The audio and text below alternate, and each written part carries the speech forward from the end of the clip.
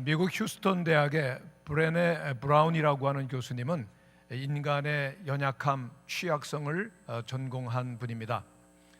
이분은 지금 현재 베스트셀러 작가가 되었고 또 인기 강사로서 활동을 하고 있는데, 이분이 인간의 사회성을 연구하는 가운데 수많은 사람들을 인터뷰를 하게 되었습니다. 그런데 그 많은 사람들을 만나니까 사람이 둘로 딱 구분이 되는데, 첫째는 나는 가치 있다라고 느끼는 사람, 두 번째는 나는 가치가 없다라고 느끼는 사람, 둘로 나뉘어지더라는 얘기입니다. 첫째, 스스로 가치 있다라고 생각하는 사람은 내면 깊숙이 나는 존귀한 자다, 나는 사랑받는 자다, 나는 언제나 환영받는 존재라고 하는 강한 느낌을 가지고 사는 것입니다. 그런데 두 번째 부류의 사람들, 나는 가치 없다라고 느끼는 사람들은 나는 별로 훌륭하지 않다, 나는 늘 부족하다, 그렇게 자기를 의심하는 사람이더라는 얘기죠. 성도 여러분은 어느 쪽에 속하십니까? 나는 가치 있다, 존귀한 자다라고 느끼십니까? 아니면 나는 부족하다, 가치 없다라고 느끼십니까? 그런데 문제는 스스로 가치 없다라고 느끼는 사람은 내가 뭘 잘못해서 내가 가치 없다라고 생각하는 것이 아니라 내 자신, 내 자체가 잘못이다라는 겁니다. 내가 문제라고 그렇게 느끼고 생각한다는 겁니다.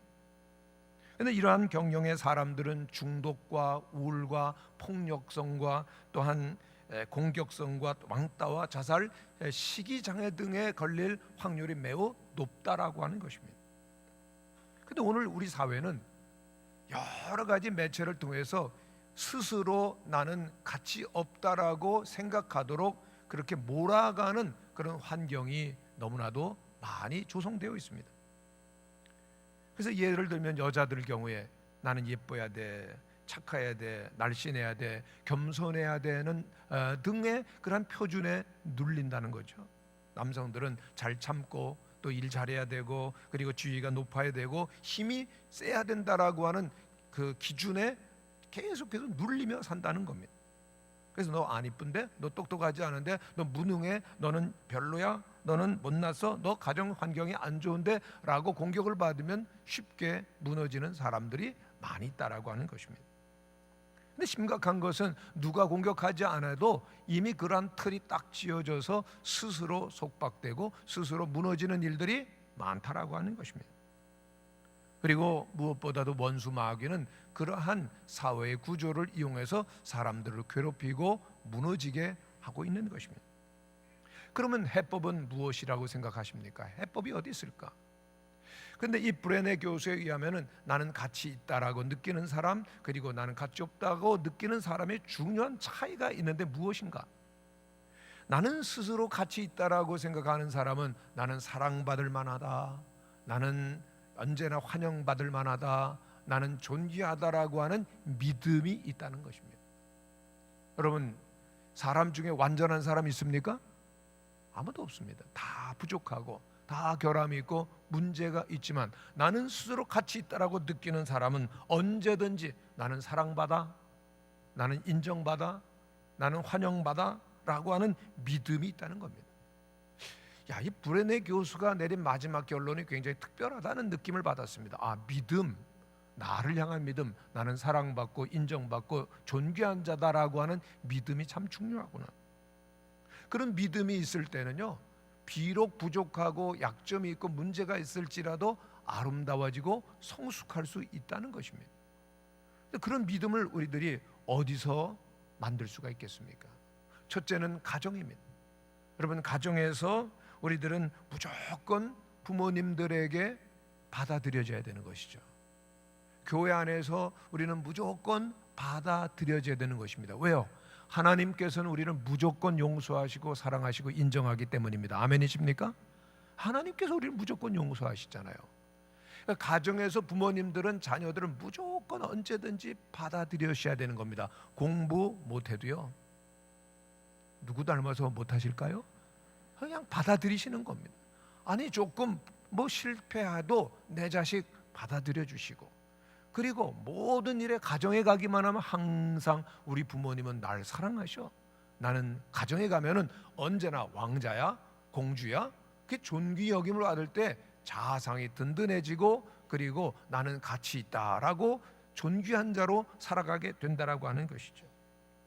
그런 믿음이 있으면은, 그리고 어떠한 환경, 어떤 역경 속에서도 든든히 서고 헤쳐나갈 수 있게 된다는 겁니다. 그런 믿음을 자녀들에게 주시려고 하면은 부모님들이 먼저 그런 믿음이 있으셔야 됩니다. 여러분은 하나님 사랑하십니다. 하나님께서는 여러분 존귀 여기십니다. 여러분은 언제나 환영받는 존재입니다. 그 믿음이 있으셔야 되네. 그 믿음이 있으셔야 부모님이 먼저 세상을 헤쳐나가실 수 있고 든든히 서실 수 있고 자녀들을 축복하시는 거죠. 오늘날 세상을 보면은 여러 가지 불안한 요소들, 두려움을 주는 요소들이 얼마나 많이 있습니다. 천지지변이 지금 재난이 일어나고 있습니다. 세계적으로 막 지진과 화산 폭발과 폭염과 홍수와 토네이 등으로 세상이 몸살을 앓고 있어요. 또 자연재해뿐입니까? 경제적으로, 사회적으로 뭐 요동을 하는 겁니다. 또 건강도 또 불치의 질병으로 어려움 속에 빠져서 가정의 그리고 삶의 기초가 막 흔들리는 일들을 경험할 수밖에 없는 것이죠. 그러나 이보다 더 심각한 것이 있습니다. 경제적인 불황, 사회적인 불안보다도 더 무서운 것은 사람들이 마음속에 희망을 잃어버리는 겁니다. 어두운 절망이 마음속에 자리를 잡고 나는 가치가 없어, 나는 해도 안 돼, 나는 꿈이 없는데요, 안 되는데요, 이렇게 생각하면 다 무너지는 것입니다. 여러분, 이러한 그런 어려움과 재난과 절망적인 상황 속에서 우리에게 필요한 것은 무엇일까요? 물론 세상 사람들의, 친구들의 권면과 말이 위로가 될 수가 있고, 또 유명하고 능력 있는 전문인들의 말 한마디가 희망을 북돋아 줄 수도 있겠습니다만은, 그러나 한계가 있습니다. 그러나 우리들에게는 놀라운 능력과 약속이 있습니다. 전능하신 하나님의 말씀과 약속은 언제나 우리에게 진정한 희망과 용기가 되는 줄로 믿습니다. 오늘 1절의 말씀입니다. 하나님은 우리의 피난처요 힘이시니 환난 중에 만날 큰 도움이시라. 성도 여러분, 이 말씀을 나의 신앙 고백으로 하며 산다면 어떠한 역경과 환난 속에서도 우리는 도움을 받고 힘을 얻게 될 것입니다. 감당하기 어려운 시대를 살아가요. 이렇게 어려운 위기의 시대를 우리들은 경험해 본 일이 없습니다. 그러나 모든 것을 감당하시고 능히 모든 것을 이루시는 하나님이 우리에게 계시지 않습니까? 이 하나님을 의지하며 전능하신 하나님을 통하여서 새로운 힘을 공급받는 성도들이 되시기를 바랍니다. 근데 문제는 어려움이 오면은 하나님을 의지하기보다는 쉽게 두려워하고 염려하고 근심합니다. 전능하신 하나님의 능력의 손길이 우리와 함께 하심에도 불구하고 의심하고 불안해할 때가 너무나 많다라고 하는 것입니다. 성도 여러분, 인생의 모든 기초가 흔들리는 것 같은 어려움이 있을 수 있습니다. 환난과 위기를 만날 수 있습니다. 그러나 우리의 피난처가 되시고 힘이 되시는 여호와 하나님을 바라보고 소망 가운데 일어서시는 성도들이 되시기를 축원합니다. 그리고 우리가 사랑하는 자녀들 똑같은 환경 속에 살아가야 되죠. 더 어려운 역경과 문제를 통과해야 될 자녀들에게 하나님은 우리의 피난처가 되신다라고 하는 믿음을 심어주실 수 있는 믿음의 부모들이 되시기를 간절히 축원합니다. 저는 카톡을 하지 않습니다만 아내는 카톡을 하고 있습니다. 근데 한 번은 아내가 아이들에게, 아들 둘에게 그 카톡을 보냈습니다. 하나님은 우리의 피난처가 되신다. 그 전문을 읽어드리겠습니다. 잠언 14장을 읽다가 내 자녀들이 떠올랐다. 여호와를 경외하는 자에게는 견고한 의뢰가 있나니 그 자녀들에게 피난처가 있으리로다. 저 카톡이 편한 점도 있을 것 같아요. 자녀들에게 신앙을 가르치는 도구로, 믿음을 북돋아주는 도구로 쓰임 받죠. 둘째 아들이 좀 재밌지 않습니까? 둘째 아들 아시죠?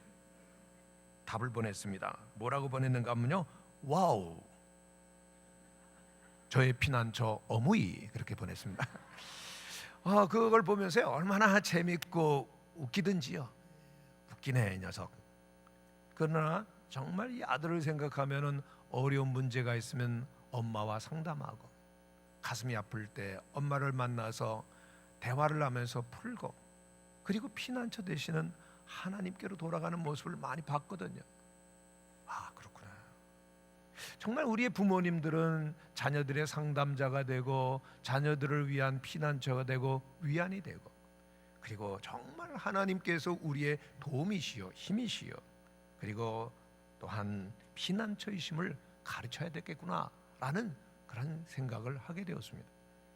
지난 목요일에는 우리 성동시찰의 목사님들이 일일 수련회를 가졌는데요, 오고 가는 가운데 그 버스 안에서 나는 어떻게 예수님을 만나게 되었는가라고 하는 간증을 나누는데 깊은 은혜가 있었습니다. 한 분 한 분 목사님이 서시기까지 얼마나 많은 사연이 있고, 그리고 또한 이야기들이 있었겠습니까?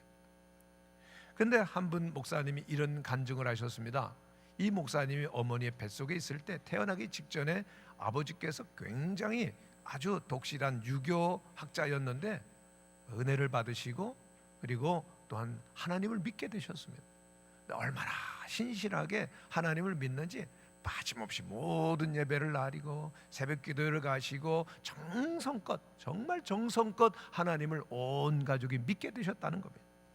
그런 가정에서 태어나서 사시는데, 이 목사님이 4살 때 아버지께서 한 번은 부르시더랍니다. 무릎을 꿇고 앉아라. 그러더니 그러시더래요. 너는 이제 4살이다. 다 컸다. 4살이면 다 컸습니까? 근데 다 컸다는 의미가 뭔가 하면, 너 이제 다 자랐으니까 가정 예배 드려야 된다는 얘기입니다. 그리고 그 다음부터는 온 가족이 모여서 늘 찬송 부르고 말씀 읽고, 그리고 늘 부모님들이 기도하는 그러한 예배 분위기 속에서 쭉 자라는 거예요. 그렇게 10살이 되었습니다. 10살이 되었을 때 아버지께 또 부르시더래요. 무릎 꿇고 앉아라. 예, 너 이제 10살이다. 너는 이제 진짜 다 컸다. 그러더니 그 다음부터는 이 어린 아이를, 초등학교 아이를 데리시고 모든 예배를 나가니, 주일 예배 물론이죠, 수요 기도회, 철야 기도회, 그리고 또한 새벽 기도회 계속해서 아들과 함께 나가시는 거예요. 그리고 또한 방학이 되면은 그 기도원에 가까이 있는 산에 가셔서 아침에 가서 기도하시고 점심이 되면 내려오시는 일을 끊임없이 하셨다는 거예요.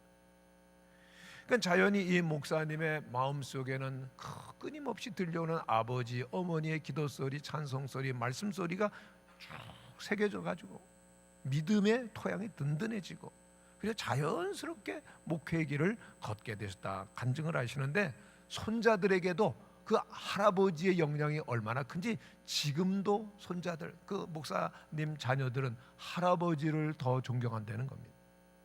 그러면서 좀 섭섭하대요. 아버지보다는 할아버지를 더 존경하니까. 그러나 언젠가는 내 아들들이 아버지도 존경할 날이 오겠지 하고 성실하게 믿음의 생활을 하신다는 겁니다. 그래서 목사님 간증하셨어요. 그 완고한 유교학자를 변화시켜서 하나님을 믿게 하시는 그 하나님의 능력을 보면서 저는 흔들림이 없이 믿음의 생활을 하고 있습니다. 어떠한 상황 가운데서 늘 변함없이 하나님을 바라보는 그 아버지의 믿음이 제게 있고, 그 아버지의 믿음이 제 자녀들에게까지 전달되고 있습니다. 그 성경 말씀이 떠올랐어요. 아브라함의 하나님, 이삭의 하나님, 야곱의 하나님. 야, 믿음은 이렇게 전수되는 것이로구나. 그렇습니다. 어떠한 상황 가운데서라도 변함없이 하나님을 믿는 믿음은 그냥 있는 것이 아닙니다. 우리를 든든히 세우고, 우리의 자녀들을 세우고, 후손들까지 세우는 거죠. 그 믿음은 어떤 믿음입니까? 2절 3절에 보면은 땅이 변하든지 산이 흔들려 바다 가운데 빠지든지 바닷물이 솟아나고 뛰놀든지 그것이 넘침으로 산이 요동할지라도 우리는 두려워하지 아니하리로다. 세상이 어떻게 변한다 할지라도, 어떤 재난과 환란이 온다 할지라도 우리의 힘이 되시는, 환란 중에 도우시는 하나님이 계시기에 두렵지 않다라고 하는 든든함을 갖게 되는 것입니다. 성도 여러분, 이 능력의 하나님을 바라보시는 은혜가 있게 되시기를 축원합니다. 신령한 믿음의 눈을 떠서 언제나 우리의 피난처이신 하나님, 두려울 것이 없구나, 나에겐 도우시는 분, 나와 함께 하시는 분이 계시다라고 하는 고백이 우리 모든 성도님들의 고백이 되시기를 바랍니다. 성도 여러분, 세상에 있는 모든 것들은 영원한 것이 하나도 없습니다. 이사야 40장에 있는 말씀 그대로입니다. 풀은 마르고 꽃은 시드나 아무리 아름답고 싱싱한 꽃도 풀도 다 시들어버려요. 그러나 영원한 것이 있습니다. 무엇이 영원합니까? 오직 하나님의 말씀은 영원한 줄로 믿습니다. 그러므로 우리의 삶에 어떤 지각 변동이 온다 할지라도 흔들리지 아니하는 믿음을 하나님 안에서 갖는 성도들이 되시기를 바랍니다.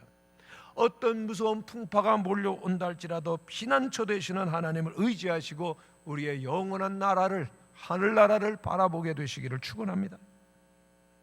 하나님은 나의 피난처가 되십니다.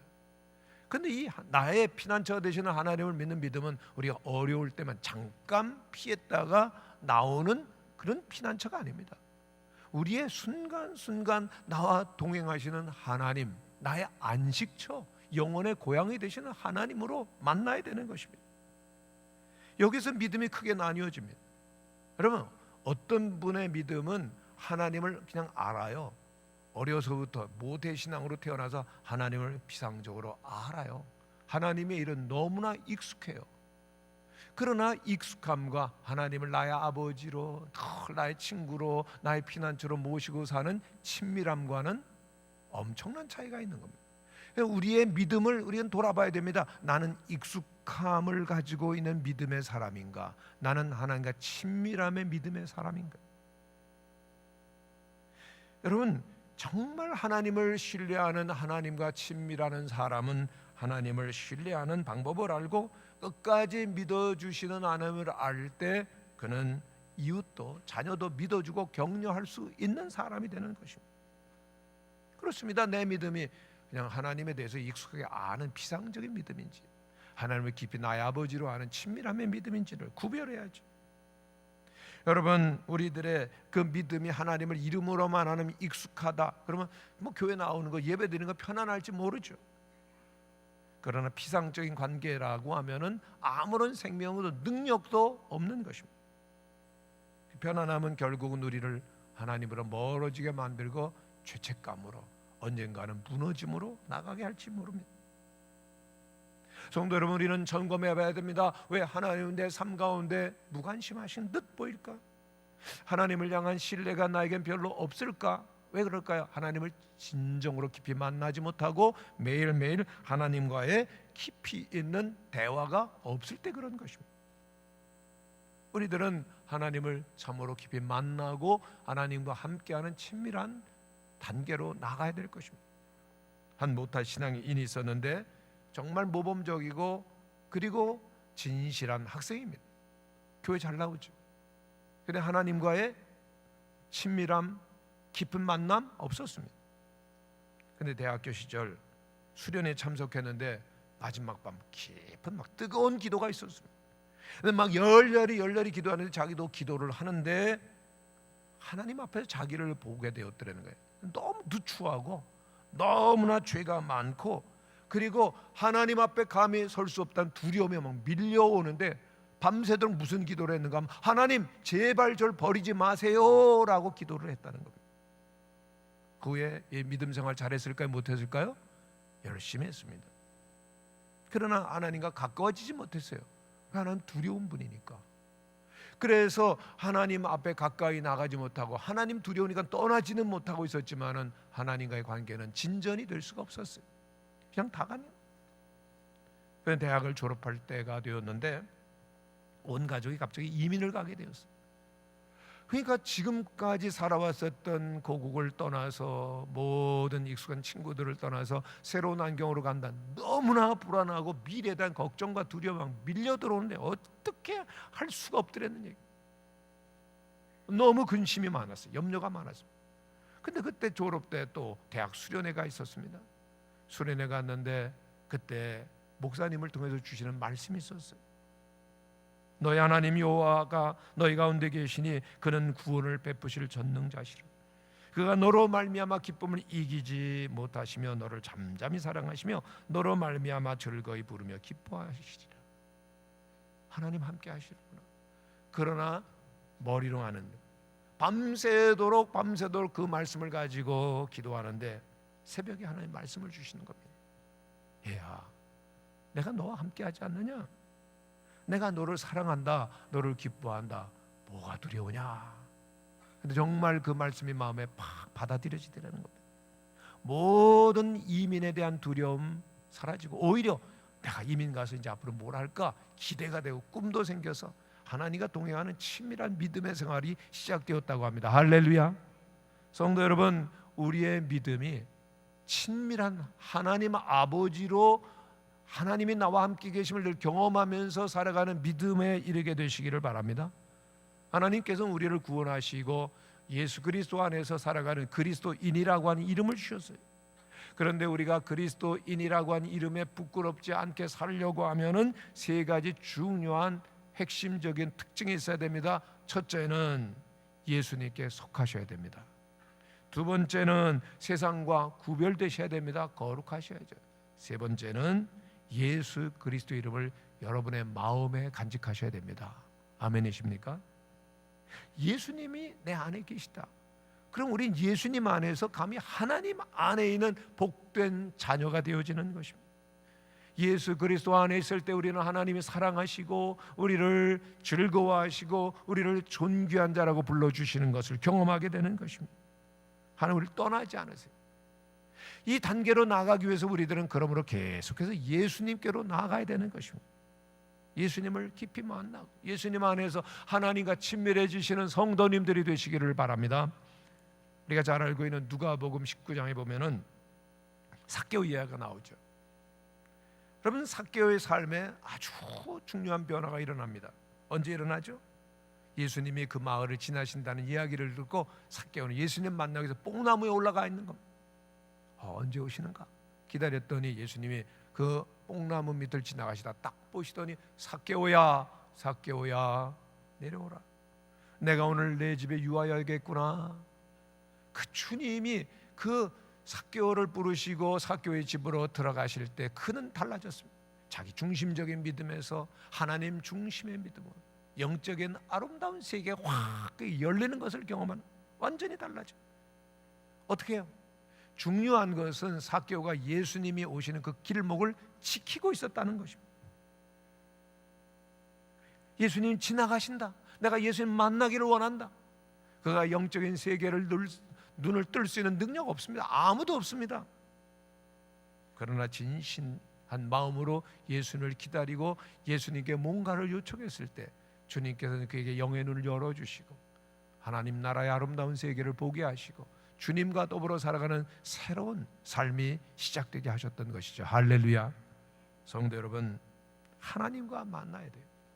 예수님께 더욱더 가까이 나가야 되는 겁니다. 하나님이 나의 피난처이심을 알아야 됩니다. 하나님이 피난처이심을 아는 자의 모습이 무엇입니까? 오늘 시편 46편 제일 중요한 부분 가운데 하나가 10절의 말씀이에요. 무엇입니까? 가만히 있어서 내가 하나님 됨을 알지어다 그랬어요. 한번 따라하시기를 바랍니다. 가만히 있으라. 가만히 있으라면 조용하라, 조용하라. 마음을 비우라. 마음을 좀 편히 하라. 왜 하나님 믿는다고 하면서도요, 그냥 조그만 일만 만나면 막 두려워하고 걱정하고 불안하고 얼마나 요동하는지 모릅니다. 출애굽기 14장에 보면 모세가 이스라엘 60만 대군을 이끌고 애굽을 나오죠.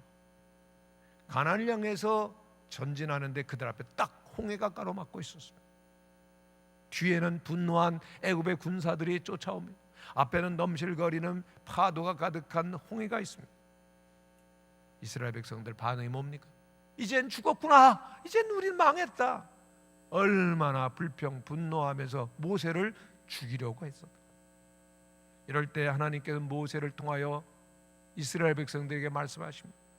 두려워하지 말아라. 가만히 있어라. 여호와께서 오늘날 너희를 위하여 행하시는 구원을 보라. 가만히 있으라. 하나님이 행하신 역사를 바라보라. 우리의 믿음이 어디 갔냐는 얘기입니다. 이스라엘 백성들의 근심과 두려움이 있어서 불평하고 분노하고 당황합니다. 오늘 우리도 마찬가지입니다. 오늘 세상을 보며 상황을 보며 문제 앞에서 얼마나 불안해하고 초조해하십니다. 이 불확실한 시대가 어떻게 될 것인가, 미래에 대한 근심 걱정이 얼마나 많은지 모릅니다. 그러나 여러분, 잠 못 이루는 밤, 여러분들의 염려와 근심을 다 내려놓으시기를 바랍니다. 그 모든 미래를 하나님의 손에 맡겨드리셔야 되는 겁니다. 왜냐하면 모든 것은 전능하신 우리 하나님의 손 안에 있기 때문입니다. 믿습니까? 다 맡겨버리고 그 다음 할 일은 잠잠히 조용히 하는 일입니다. 왜요? 하나님 우리의 피난처시기 때문에. 우리를 보호하셨고 인도하셨고 지켜주신 하나님, 앞으로도 인도하여 주실 것입니다. 그러다 보면은 어두운 밤은 지나가고 새벽이 밝아오게 될 것입니다. 지금은 캄캄한 밤인지 모르지만은 새벽은 찾아오지 않습니다. 밤이 깊고 낮이 가까우기에 우리는 어둠의 일을 벗어버리고 잠잠하면 새벽이 밝아오게 될 줄로 믿습니다. 어둠 속에서 다가오는 새벽을 의식하며 새벽을 바라볼 수 있는 그 믿음이 우리에게 필요한 것입니다. 10절 말씀, 너희는 가만히 있어 내가 하나님 됨을 알지어다. 우리의 인생 가운데에서 가장 중요한 건 하나님을 아는 것입니다. 하나님을 알지 못하는 사람, 하나님을 그냥 익숙하게 머리로만 아는 사람은 문제가 있습니다. 그는 인생이 어디서 와서 어디로 가는, 인생의 목적이 무엇인지, 진리가 무엇인지, 영생과 구원이 어디로서부터 얻을 수 있는지 모르는 것입니다.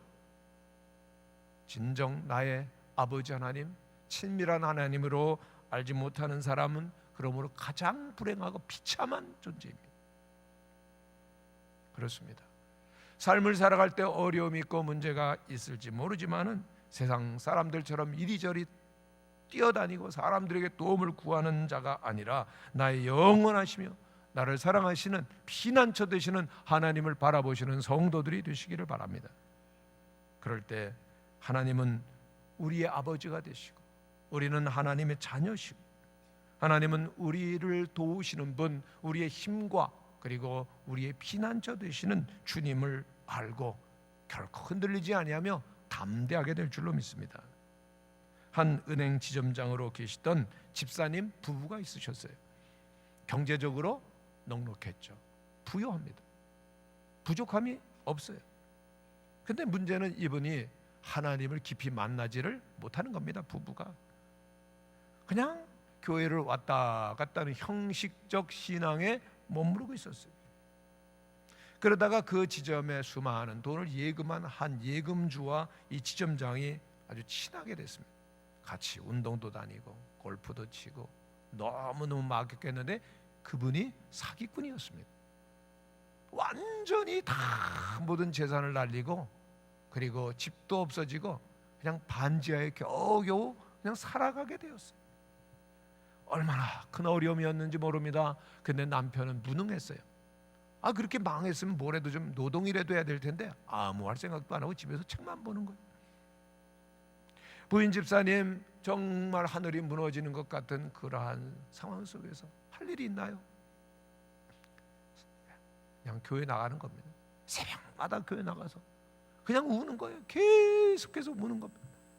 네, 수개월을 그렇게 하다가 보니까 교인들이 알게 되고 그리고 일감들을 좀 주셔서 시작했는데 지난 15년 동안 안 해본 일이 없어요. 해본 직종관 한 12가지랍니다. 처음 시작한 일이 식당 가서 설거지하는 일인데 그것도 제대로 못해가지고요, 조선족 아줌마가 코치해줘가지고 익숙하게 되고 그러고 살아가는데요, 남편이 얼마나 밉든지 안 믿겠습니까? 여러분 같으면요 욕을요 얼마나 이 집사님이 많이 했는지 모릅니다. 당신 내 앞에 보이지 않게 저 문 뒷간 가서 서 있어, 수없이 얘기하고요. 그랬는데 이제는 안정된 직장도 가지게 되고 남편도 출판사에 근무하게 되고 두 자녀도 함께 돈을 벌어서 너무 행복하게 살고, 그리고 어느 날 보았던, 기도 중에 보았던 환상대로 햇빛이 환하게 쬐는 그 소파가 있는 그 아파트에서 지금 살고 있으시다는 거예요. 감동이 안 됩니까? 근데 이 집사님 변화된 것이 있어요. 이제는 입만 열면은 모두가 다 하나님 은혜입니다. 그래서 하나님 이름도 몰랐어요. 입만 열면 부동산, 뭐 채권, 뭐 주식, 뭐 이러다가요 하나님의 얘기가 나오는 거예요. 드디어 하나님과 친밀해지셨어요. 피난처 되시는 하나님과 함께 사는 겁니다. 저는 이 집사님 만나서 한번 이야기 질문 드리고 싶어요. 지금이 좋습니까? 아니면 예전이 좋습니까?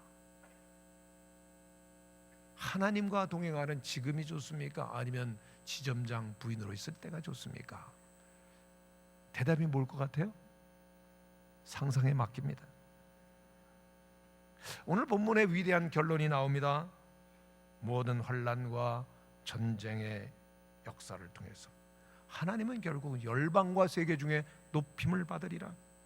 10절 말씀입니다. 내가 문 나라 중에서 높임을 받으리라. 내가 세계 중에서 높임을 받으리라. 너희는 가만히 있어 내가 하나님 됨을 알지어다. 우리 모든 역사와 모든 일의 결론은 하나님께 영광인 줄로 믿습니다. 우리는 분명히 어느 날 아침이 다가오고 하나님께서 모든 영광을 받으시는 그날을 보게 될 줄로 믿습니다. 그때 우리는 고백하게 될 것입니다. 11절 말씀 우리 한번 같이 읽어보겠습니다. 시작. 만군의 여호와께서 우리와 함께 하시니 야곱의 하나님은 우리의 피난처시로다. 할렐루야. 그렇습니다. 우리에게는 피난처가 있습니다. 세상의 많은 어려움과 문제가 우리를 절망케 하고 낙심케 할 것이지만은 그러나 그 모든 상황이 피난처이신 하나님께로 떼어놓을 수가 없다는 겁니다. 우리의 마음속에 때로는 실망감, 좌절감, 어둠들이 있을 수 있지만은 나의 실패가 우리를 떼어놓을 수가 없는 것입니다. 하나님께로부터, 피난처이신 하나님께로부터 우리를 갈라놓을 수가 없는 겁니다. 그런데 우리가 넘어지는 유일한 한 가지 길이 있습니다. 우리들이 완전히 파멸한 한 가지 길이 있습니다. 그것은 피난처이신 하나님을 떠나는 일이에요. 하나님을 벗어나는 일인 것입니다. 그러나 우리가 하나님을 떠나지 아니하는 한, 피난처를 떠나지 아니하는 한 우리는 결코 무너지지 아니할 것입니다. 우리가 믿음을 저버리지 아니하는 한, 결코 포기하지 아니하는 한, 굴복하지 아니하는 한 하나님께서 우리를 붙들어 주실 것입니다. 모든 시련이 지나면 새벽이 밝아오고 그리고 하나님의 신실하심을 경험하는 우리 성도들이 될 줄로 믿습니다. 이제 우리가 하셔야 될 일이 있습니다. 앞으로 우리의 남은 삶을 하나님의 임재 가운데서 하나님께서 일하실 것을 기다릴지 아니면 하나님을 떠나서 피난처이신 주님을 떠나서 내가 원하는 것을 할지 결정해야 된다는 것입니다. 성도 여러분, 여러분들은 하나님이 여러분들의 친밀한 아버지가 되실 수 있기를 바랍니다. 하나님께 속하면, 하나님께 피하면 원수도 우리를 건드릴 수가 없습니다. 항상 피난처이신 주님께로 돌아가야 되는 것입니다. 우리가 실패해도 넘어져도 우리는 피난처가 있으십니다. 그렇다고 해서 멋대로 내가 원하는 대로 살라는 것이 아닙니다. 그렇다면 그는 아직 구원받지 못한 자이죠. 그러나 우리들이 삶에 어려움을 당해도, 문제가 당해도 항상 우리를 받아주시고 사랑하시고 존귀하다고 말씀하시는 주님이 계심을 믿고 주님께 나아가는 우리 성도들이 되시기를 축원합니다. 원수는, 세상은, 사람들은 우리에게 이렇게 말할지 모릅니다. 넌 끝났어. 넌 아무 쓸모가 없어. 어릴 때부터 넌 그래 왔잖아. 너는 아무것도 될 수 없고 너는 일어설 수가 없어. 거짓말입니다.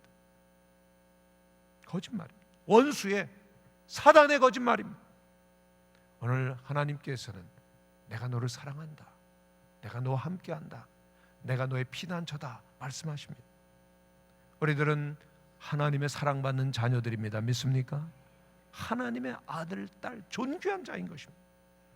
하나님께로 가기만 하면 언제나 우리를 새롭게 하시고 강하게 하시고 회복시켜 주시고 축복하시는 주님으로 말미암아 어둠의 세력을 이기게 될 것이고, 그리고 하나님과 함께하는 놀라운 축복이 예비되어 있는 것을 기억하시고 주님과 함께 나가는 우리 모든 성도들이 되시기를 축원합니다. 다 함께 일어나셔서 기도하시겠습니다.